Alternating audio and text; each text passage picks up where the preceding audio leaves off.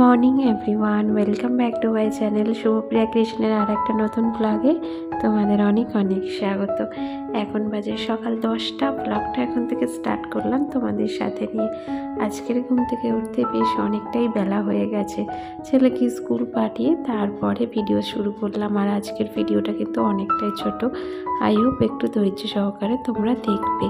তো যাই হোক, এখন দেখো আমি ঘরটা মুছে নিচ্ছি। মানে ঘরের ভেতর থেকে শুরু করেছিলাম, বাইরে এসে ভাবলাম কি না এবার ভিডিওটা শুরু করে দিই, তাই নেক্সট দিনের জন্য ভিডিও আর আমার গ্যালারিতে নেই। তো যাই হোক, এখন দেখো বারান্দাটা মুছে নিচ্ছি। আর ওদিকে ঘর সিঁড়ি সবই মুছে আমার কমপ্লিট হয়ে গেছে, শুধু বাকি এই বারান্দাটা। আর আজকে যেহেতু ঘুম থেকে উঠতে অনেকটাই দেরি হয়ে গেছে, তাই আমার সমস্ত কাজে আজকে লেট। তো যাই হোক, এদিকে দেখো কিছু কাপড় চোপড় কেচে বালতিতে রেখেছিলাম, সেগুলো নিয়েই এখন যাচ্ছি ছাদে মেলতে।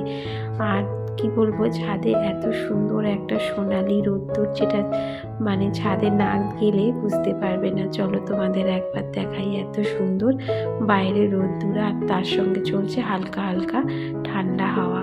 কি বলতো, দুদিন আগে পর্যন্ত ভাবছিলাম হয়তো শীতটা চলে গেল, কিন্তু না, শীত তো যাওয়ার নয়, তাই না? এই দেখো এত সুন্দর রোদ্দুর উঠেছে, আর তার সঙ্গে একটা সুন্দর ঠান্ডা হাওয়া, আরও যেন শীতটা বয়ে আনছে। তো যাই হোক, শীতকালে তো শীত পড়বেই, তাই না? না হলে কি আর ভালো লাগে?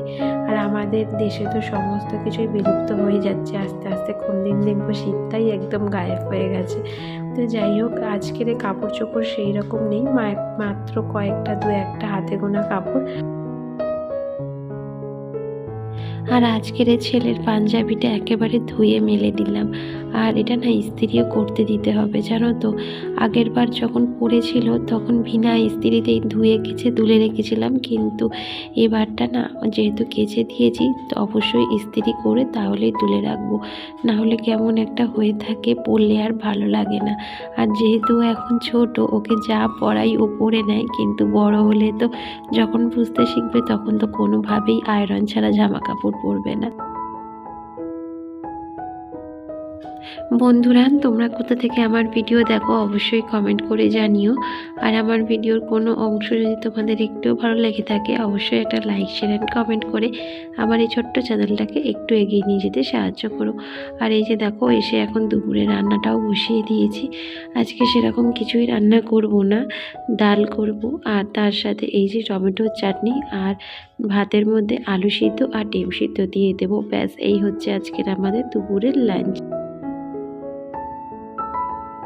আর আজকে যে টমেটোর চাটনিটা দেখছো, কালারটা কতটা সুন্দর এসছে বলো তো। এটা কিন্তু চিনি দিয়ে করা নয়, জানো তো।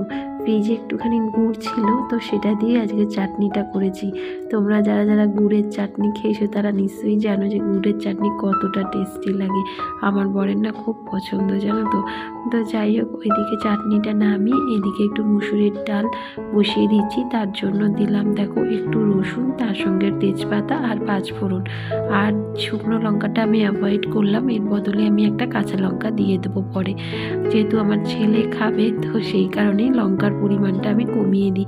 নাহলে ঝাল হলে তো ও আর খেতে পারবে না, জানো তো। আর যেহেতু আমরা ওর জন্য, মানে আমি ওর জন্য আলাদা করে কোনো তরকারি করি না, তাই জন্য মানে প্রতিটা তরকারিতেই আমাকে ঝালটা কম দিতে হয়।